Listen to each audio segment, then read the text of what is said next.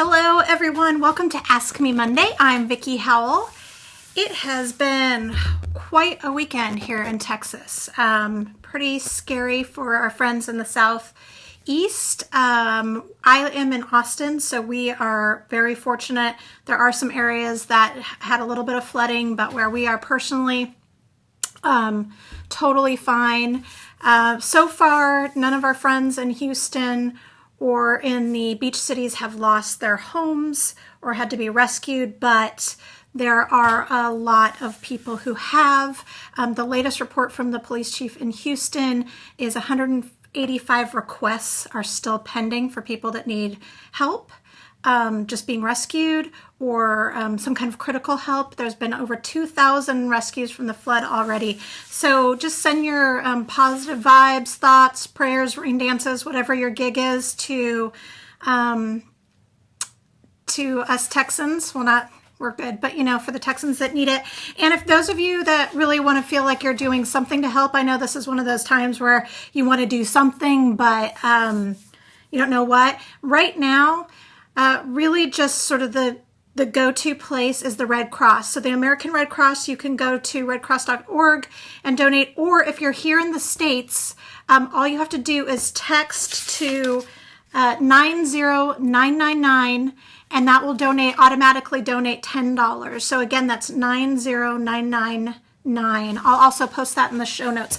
There's also a crowdfunding site called Global Giving, and they have set up a Hurricane Harvey relief fund. Their goal is to make $2 million to help in both immediate needs for food and clothing, and then long-term help after that. So I will post the links to both of those places in show notes, but that's where we are right now. So thank you for all of the kind thoughts that you've been sending to everyone here. I know everybody really appreciates it.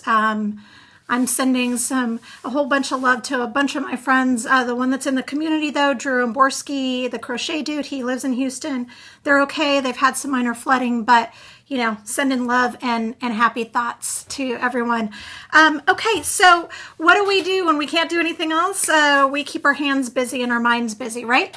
So, and for us, that's crafting. So first of all, as always, I would love to hear what you made over the weekends. If you made a project, or even if you just made some creative time for yourself. So painted a few strokes, took a picture, made some cupcakes, anything, post it. If it happens to be something that has instructions, please post that in the comment sections too. I love the boards to be true community boards, or the comment section rather. So trading recipes and pattern instructions and cool tutorials is just one of the ways that we can do that. Over the weekend, we had to stay in all weekend. Obviously, they encouraged staying off the roads, and so I worked on a baby hat and booties for a new color collection I have coming out next month. You can see it up here. I'll talk a little bit more about it at another time. It's a worsted weight. It's a color collection, much like my bulky weight one that I've already had through with Valley Yarns. This one is just worsted, so I worked on that little set. So I see people coming in. Also tell us where you're watching from. I love that. Hi, Hi, Joyce. Thanks for the love. Michelle, hi from Arizona. You made some cards. That's great. Hi, Chris. As always, love seeing you. All right, today, as you're sharing your projects, what you did over the weekend, where you're from, reach out to each other through the comment sections. If you notice that you're in the same hood, maybe you can create your own local meetups. Peggy's saying that she made a couple of crafts cutting mats, and then it scrolled, and so I missed it. Hi, Elisa. Hi, Jenny. Hi, Maria from NYC. Sandy from Illinois. All right, awesome seeing all of you here. Okay, today what we're going to do is, thanks to our friends at Clover, I've got a few giveaways for fun tools to use with your yarn scraps. So we've all got scraps. It's hard to get rid of, when you have these like little nubbins of yarn that are so pretty, but what are you going to do with them? Why not make earrings? Fibery earrings are really in right now. I'm seeing them, Etsy stores just filled with them. I'm even seeing them in mainstream stores. Tassels, pom-poms, like the ones I'm making.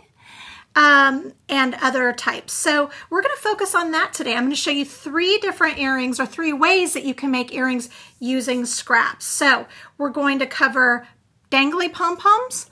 We're going to cover wee little baby, these would be so sweet for a little girl, studs made with a mini flower loom. And then we're going to make, also with the flower loom, but a larger one, we're going to make another kind of dangly earring using fabric yarn. Isn't that so fun? So super fun. All right, so today is all about easy, fun, using what you have at hand, and just creating a little happy. Alrighty, so the first thing that I'm going to show you how to do is, well, first let's talk supplies. All right, so for all of these earrings, you're going to need a combination. Well, for each earring, you need a tool from Clover. I'm going to be using this little pom-pom maker for the pom-pom earrings. It comes in a set of 2. This is the smaller of the 2. This is a 1 3/8 inch. It also comes with a 1 5/8 inch pom-pom maker in the package. We're also going to be working with one of the mini flower looms. This comes in a package with one that's more floral shape and then also just a square. I'm using this square one. And then later we're going to be, for the larger one, I'm pulling from this big set. It's the Hana Ami flower set. This is like the mother load because you've got so many different options. And some of you that have been watching for a long time may remember that I made a really fun sort of kitschy vintage looking tissue cozy using this set. Oh man, maybe last year? So I'm going to be just using the square, one of the squares from that for the bigger one. So that's what you need as far as tools go from Clover. You're also going to need just some yarn scraps. I have some nubbins. I have a bunch of these cool like little samples that I got at TNNA from Bare Naked Wools. So I was playing with natural colors. But whatever you have, you can also work with leather lacing like this.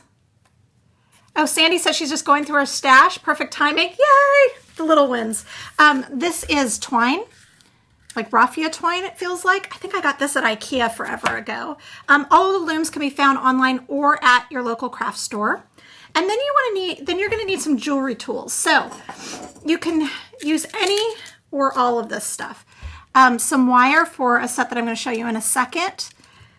And I used this gold braided kind. Let's see if I can get the camera to focus a little bit. But it's totally your choice. It's really just what I had on hand. Some chain, whatever your desired sizes. And then some earring backing. So you can either get these little blanks. All of these come in a package, and you can either get a mixed bag, and they come in, silver plated gold, sometimes like a brass look. And then if you want clip-ons, you can get little clippy clip-ons. My daughter is mortally afraid of getting her ears pierced, so I get those for her. Just some regular kind of fishhook style works too. You need a couple different types of O-rings, like a bigger and smaller. And that's really it as far as the notions call for. Then you want to just make sure that you have some jewelry cutters, wire cutters, and some jewelry pliers. These are actually not my favorite jewelry pliers. I prefer the ones that have a flat head, but I cannot find them for the life of me. I must have taken them on a trip somewhere, because who doesn't pack craft supplies when they travel, and left them there. Okay, so first let's talk pom-poms. I'm going to flip over the camera, so give a second. You'll probably sneak a peek of my messy studio, and then we'll get right started. Okay.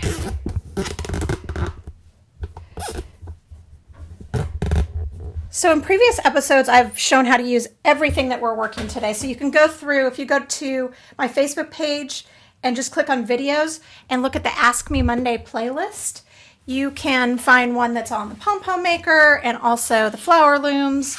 If you want a really sort of like dedicated tutorial. For this portion, I'm mostly going to be focused on how to turn them into earrings, but I will go over a little bit of it. You can also go to my YouTube channel if you have trouble finding them on Facebook. I don't know if you're finding this, but it seems like they've started pulling some videos down that are older. So if you can't find them there, I've also uploaded them to to YouTube. Okay, so you saw the pom-pom earrings that I'm wearing. I made a couple pair, and so I'm going to just talk about the different variations. This is with wire, and all I did was twist on it, but I am going to show you how I did that. And then I made the exact same earring, but with chain. I think I prefer this because I like the movement, but they're both kind of cool. So it's just showing that you can use whatever you've got. All right, so first of all, you want to grab your mini pom-pom maker and then a couple of yarns. So I was playing with neutrals this weekend. So that's what I've got started. I've already wrapped one side, and I'm just gonna, as a refresher, show you how to wrap the second side. And if you know anybody that you think would be interested on in this video or any of my videos, please share. You can share it now, live, or later. Sharing is caring and all of that stuff. Okay, so what we want to do is we want to open the pom-pom maker and just start wrapping. And the first wrap is you have to kind of pinch it with your thumb until it catches.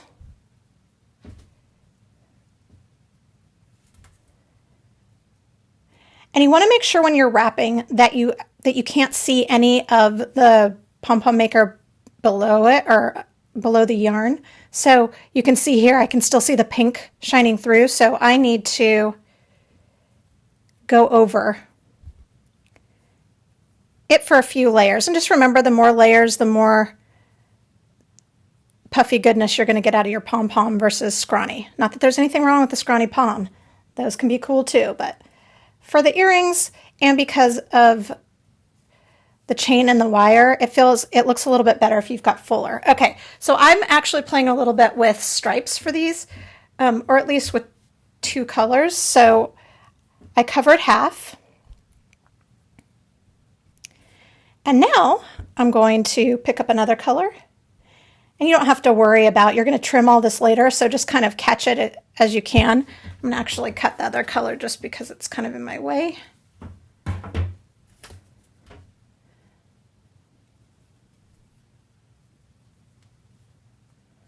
And you can see this is popping up. It's not a big deal because, like I said, we're going to be cutting that later.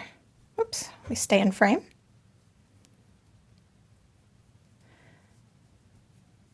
It looks like a lot of you have experience with this particular pom-pom maker, so that's awesome.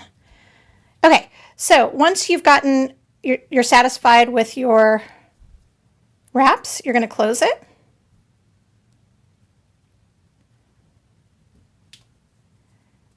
And then you can use these little hooks that are right here from the closure just to hold the yarn in place while you cut it.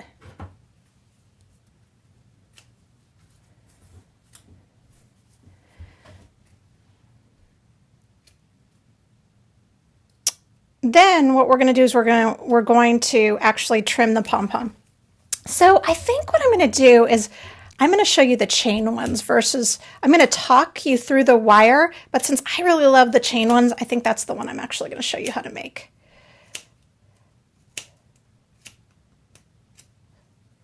So you're just going to snip along the channel.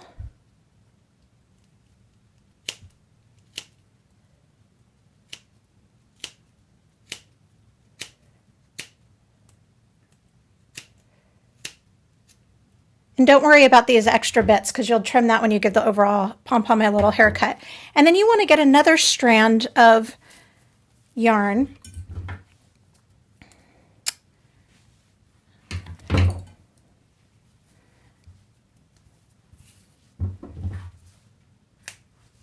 And tie it around.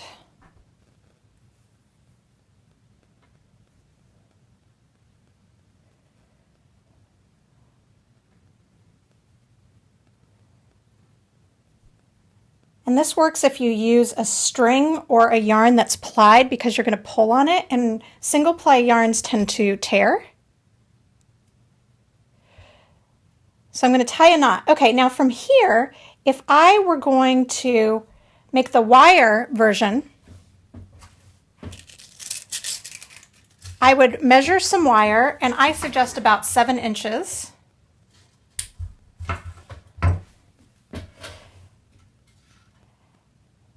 Thanks, Threads with Red, for sharing the video. I appreciate it. Okay, and then what I would do is I would cut this string. I'm going to leave it because I'm going to use this for something else.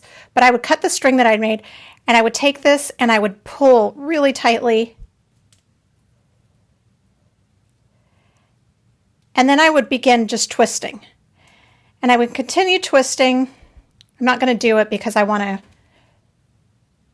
use this pom for the one with the chain. Continue twisting until I had what looks like a stick, I guess. And then I would fold it over my O-ring, and I would work into the earring hanger.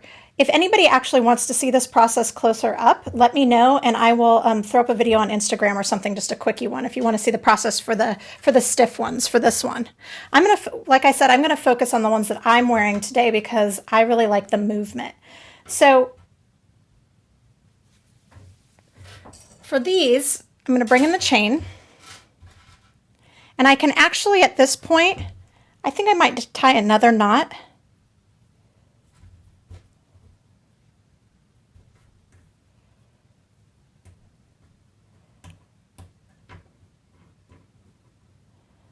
Oh, Maureen said that she gave her daughter a set of pom-pom makers and a stocking stuffer. That's a great stocking stuffer.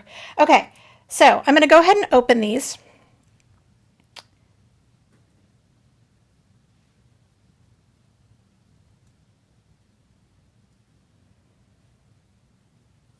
Pull them off.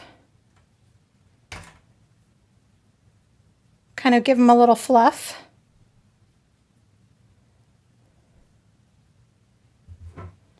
And then you can see there's some strands that are significantly longer. Those were just from the wraps from changing colors, so you can trim those. But here's the part where you turn it into an earring, and you can trim it if you want it to be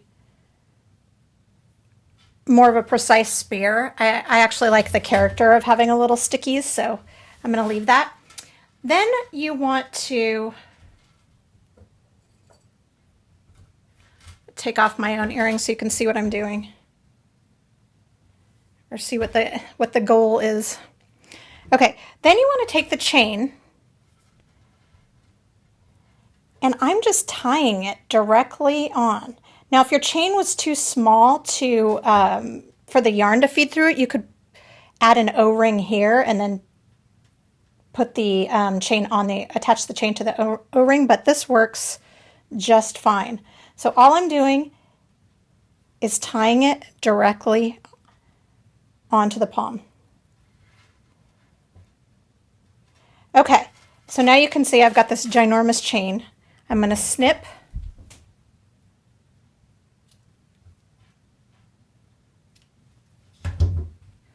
that. And from here, I need to decide how long I want these. I think that I decided that, well, actually, I don't even have to think. Let's count. 1, 2, 3, 4, 5, 6, 7, 8, 9. I decided 9 for this pair. It will vary on what size chain that you want, and frankly, how long you do you. If you want super duper long poms, you should do it. 1, 2, 3, 4, 5, 6, 7, 8, 9. Let me make sure. Hopefully I have the right pliers. I might have used heavier duty ones on mine, but oops, there we go. So I cut that off, cut that chain off, and then I want to grab an O-ring and some pliers.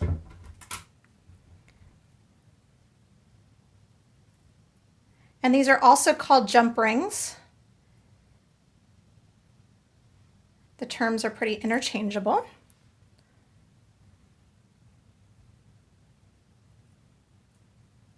And then I want to grab my earring hook, slide that on as well.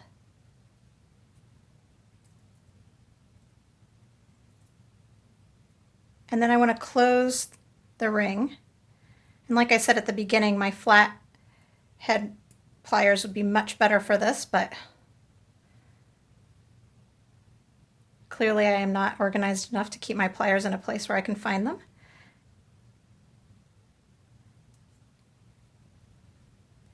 And that's that. Super easy and really, really fun. And then you would just obviously repeat the process for the second one. Okay, now let's talk these wee baby flower ones. For these earrings, I'm using this little square.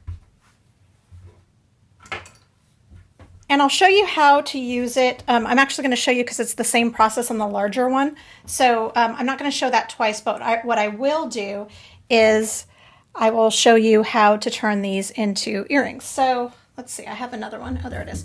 Okay, so these create these little tiny flowers. This is the size that comes off of that. So for this, all you need to do is grab one of these earring flats.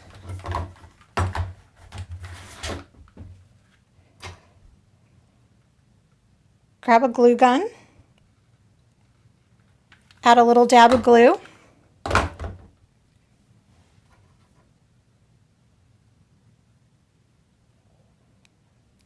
be careful that you don't burn yourself.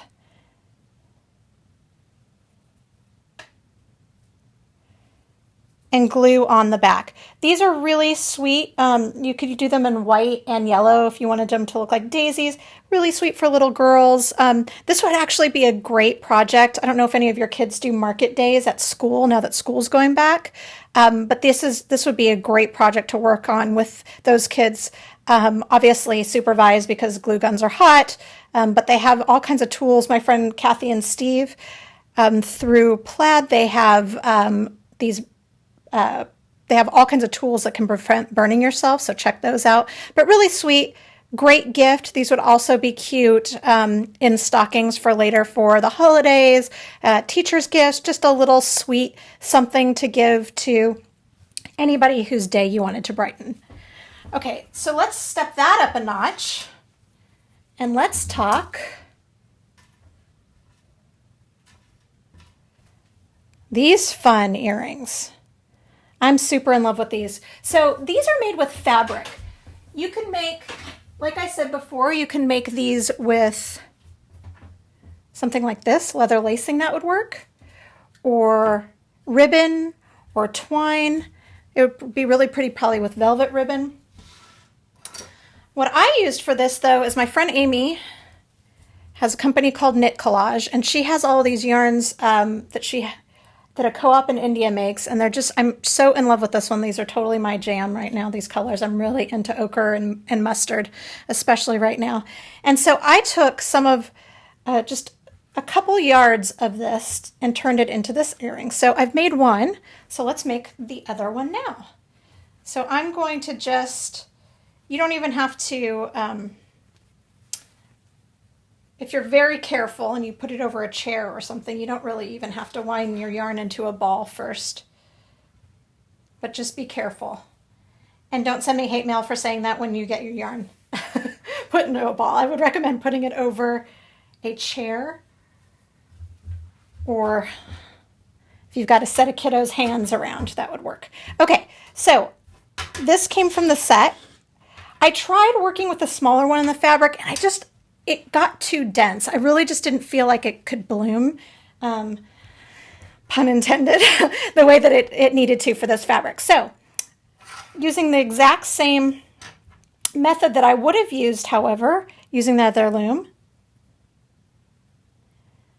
I'm going to leave a little tail, and I'm going to wrap around the centermost pin on one side.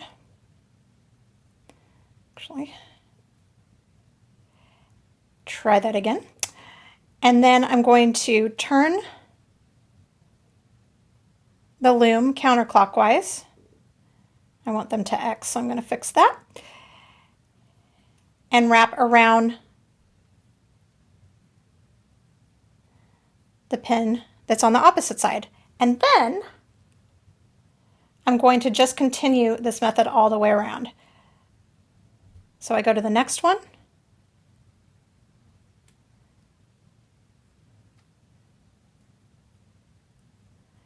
And you can see in the center it's making little crosses, which is what's keeping the yarn on the loom, that tension that's created.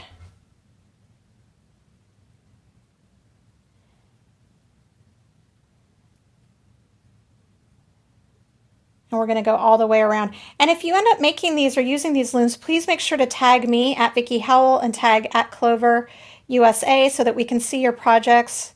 I love, love, love seeing people making their stuff inspired from these videos. It makes my whole heart happy. Okay, so I'm going all the way around. I've got one more on this side. Flipping around. This is my last. There happened to be a knot right here, which I am going to just call a design feature.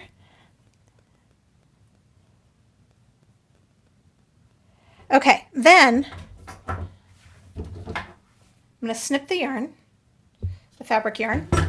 And then what I need is some either embroidery floss, or I have vintage crewel thread that my mom gave me from probably like the 80s. I'm sure you can still buy it, but I like to pull from that stash whenever I can. What makes it crewel rather than embroidery floss is it's got a little bit of a halo. It's more of a yarn than a thread. So I have this really like bright, happy pink that I think works well with this fabric. And you'll notice that the crosses kind of skew a little bit. So you can use your just regular embroidery needles, all I'm using, to kind of push it over if you'd like it to be more centered. Thank you, Deborah, for sharing this video. I really appreciate it. Okay, so then I'm going to just make a few crosses.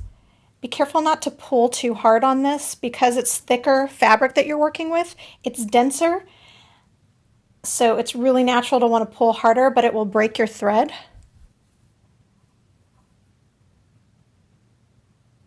And you could do any, honestly, you could use any embroidery technique that you wanted here, really. This has both a decorative and a utilitarian purpose. So, whoops, came off the loom, but that's okay. So not only is it adding a little pop of color, but it's also securing all of the loops. Debbie, I know, 80s are vintage. I know, it's a sad state of affairs. Trust me, I hear you. Actually, let's go ahead and say the threads are from the 70s. Well, that makes me feel a little bit better. Although I was born in the 70s, so not that much better. Okay, so I'm going to, and I feel confident enough that this is secured enough that I'm going to ditch the loom at this point.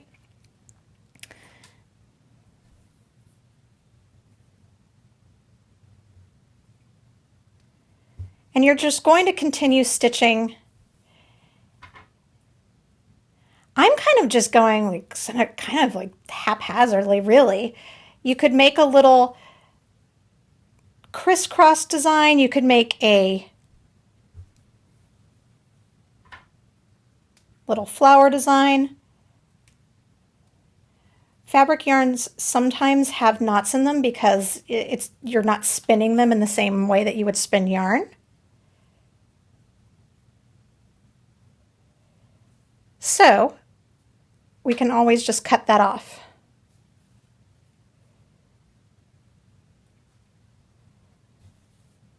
All right, so we're almost done here.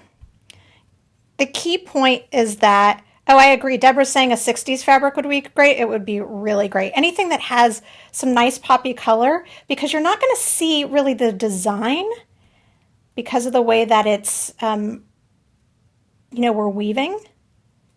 Okay. Because we're live, I'm not going to take the time to undo that knot. I'm just going to cut it off. There we go.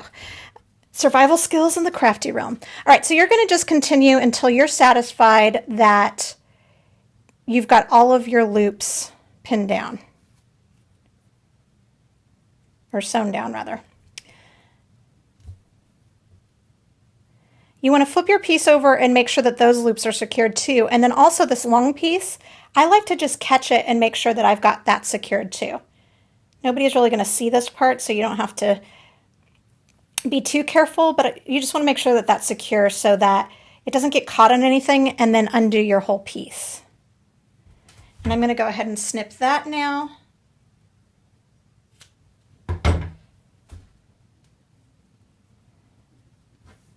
And As you can see, they don't match exactly in the stitching, and I kind of doesn't bother me. These are like crazy fabric doodle earrings. Okay. Last one, I promise. Okay, so I'm going to flip it over. I'm going to do a quick knot. Again, making sure everything's properly tacked down. Again, this exact same method would work with yarn, probably up to a worsted or a chunky weight. It would also work with vinyl lacing, velveteen ribbon, really anything that can be turned into string. I've actually spun newspaper into string before, that would work. Okay, so then you're going to pick a corner.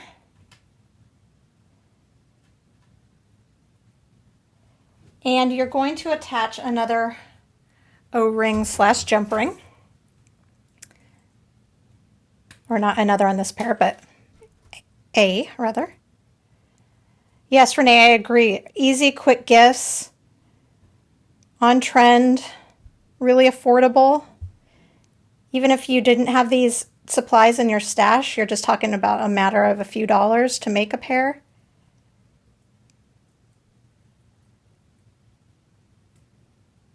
Okay, you're going to slide that on, and then you're going to pick a earring. Oh, actually, I added another O-ring. So this is another thing to pay attention to. So when you add a jump ring or an O-ring, you'll notice that it gauges the way that your piece will be fitting. So if you want this to be the front view, you can leave it like this, which would be fine because that's what you would see on the side. I really wanted it to be front facing though, so I'm going to add a smaller O-ring to my larger one so that I can get back to the way that I want to face. Let me fuss with it for a second.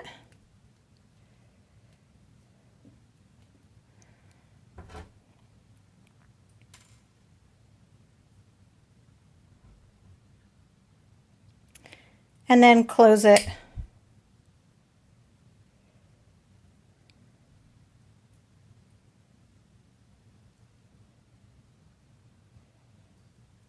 Up. Again, use the jewelry pliers that have a flat head and not the ones that I'm using. And when you cut yourself with them, don't get the blood on your fabric. Okay. All right. Sorry about that. Okay, so our last step is to add the earring. So now that we've got the, you can see that we have that other O-ring added or jump ring added. It's facing the way that I wanted it to face, which is front facing. So now I'm going to open that one.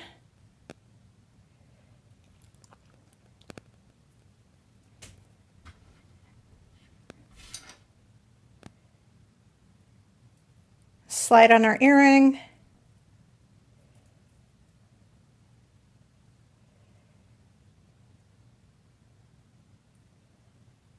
And close it up.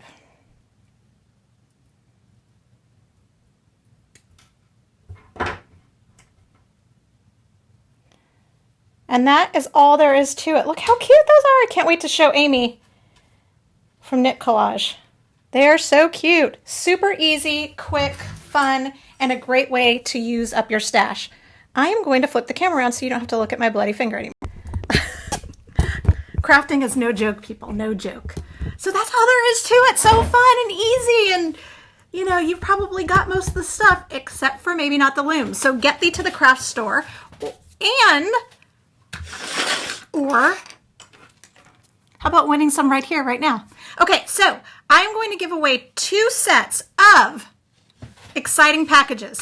The package will include 1 Hana Ami flower loom, which is 1,000,000 looms in one, a set of the mini flower looms, and a set of the small Pom-Pom makers, the little tiny ones. So it's 3 different sets that you'll get in one package. So I'm going to give away 2 of those now. Then I'm going to give away 2 more in about 4 days through the comment section. So 2 live, 2 later. Why?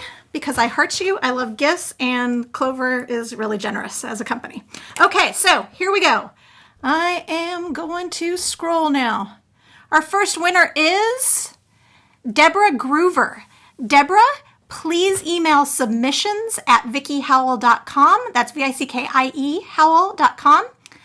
And include your mailing address so that we can send you your Loom/Maker Extravaganza kit. Okay, Deborah, you know what? I should start writing this down. Oh, well, I don't have a pen. Deborah Groover is the first one. Let's see who the second winner is. The second winner is Kristen Early. Kristen Early, please also email submissions@VickiHowell.com with your mailing address, and Clover will send them. For the rest of you, I have 2 more. Congratulations, ladies. I have 2 more of these gift packs to give away. So before Thursday, so right before the holiday weekend, go ahead and post a comment on, I would love to know what kind of crafty jewelry you've made. Have you crocheted necklaces? Have you woven wristbands? Or what kind of crafty jewelry are you interested in learning how to make? Because that might give me ideas of what to do for future Ask Me Mondays. So again, what jewelry have you made, or what jewelry are you interested in making for a chance to win these awesome gift packs from Clover? All right, so that you need to, let me see what the date is on Thursday. Please hold. The date on Thursday is the 31st. Okay, so by August 31st at midnight Central, please post for a comment to win one of those gift sets.